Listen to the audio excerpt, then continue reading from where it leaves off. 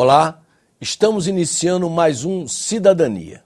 Eu vou conversar com o presidente do IPHAN, Dr. Luiz Fernando de Almeida, o IPHAN que é o Instituto de Patrimônio Histórico e Artístico Nacional. E o tema da nossa conversa será exatamente a preservação do patrimônio nacional. Recentemente, o Comitê do Patrimônio Mundial da Unesco esteve reunido em Brasília quando incluiu na lista dos bens considerados como patrimônio mundial a Praça de São Francisco, na cidade de São Cristóvão, no estado de Sergipe.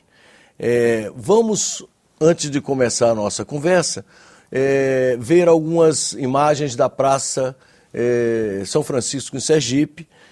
Estamos vendo aí imagens da praça, fundada em janeiro. São Cristóvão é uma cidade fundada em janeiro de 1590, durante a dinastia filipina em Portugal.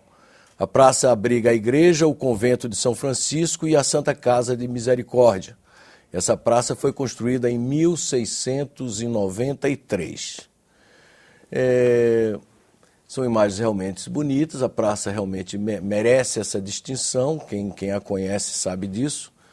Doutor Luiz Fernando, com a incorporação da Praça São Francisco em São Cristóvão, somam 18 os bens brasileiros incorporados na lista de Patrimônio Mundial da Humanidade, sendo 11 bens culturais e 7 naturais.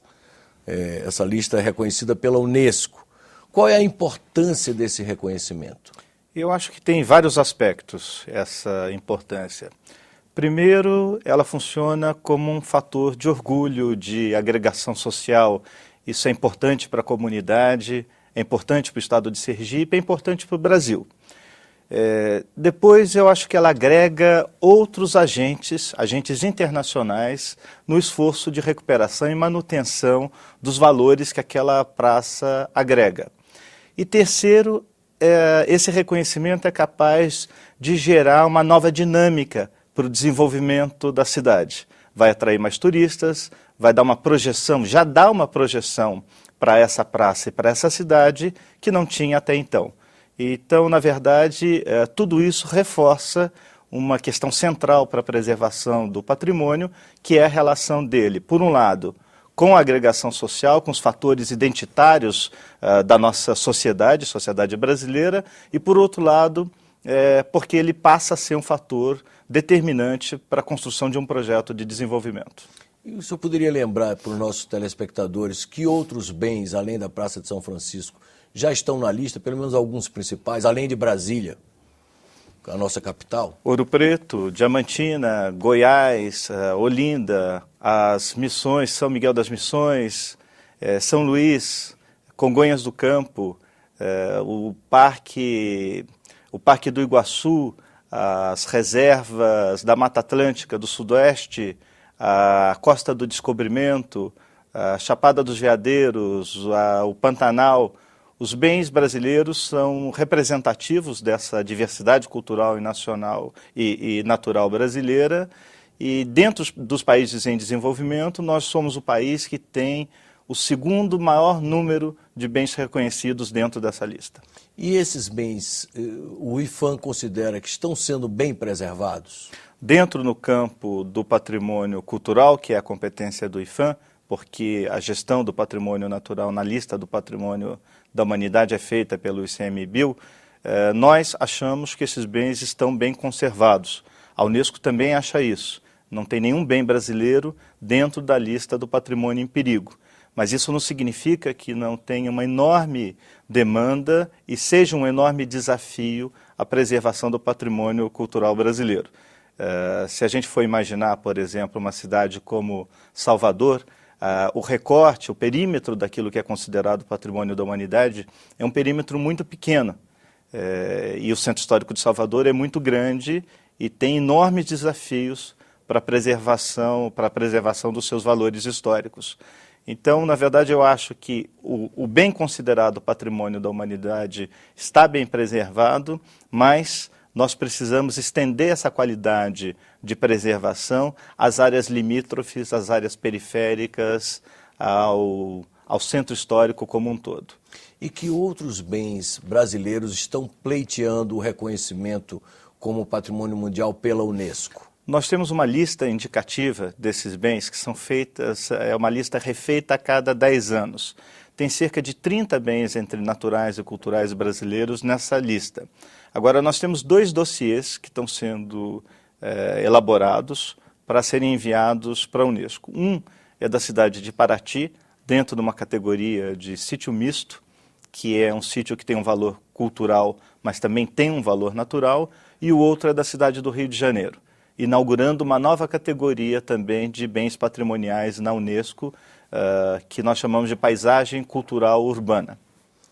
Ou seja, o IPHAN está trabalhando com essa, de forma a curto prazo, em tentar o reconhecimento de Paraty e do Rio. Exatamente. Mas o Rio é o Rio, todo o Rio de Janeiro, toda a parte histórica do Rio? Não. O Rio, a construção da candidatura do Rio de Janeiro está dentro de um raciocínio, que é o seguinte: o Rio de Janeiro tem uma paisagem que é uma paisagem absolutamente estonteante, excepcional, certamente a paisagem mais bonita que há no mundo.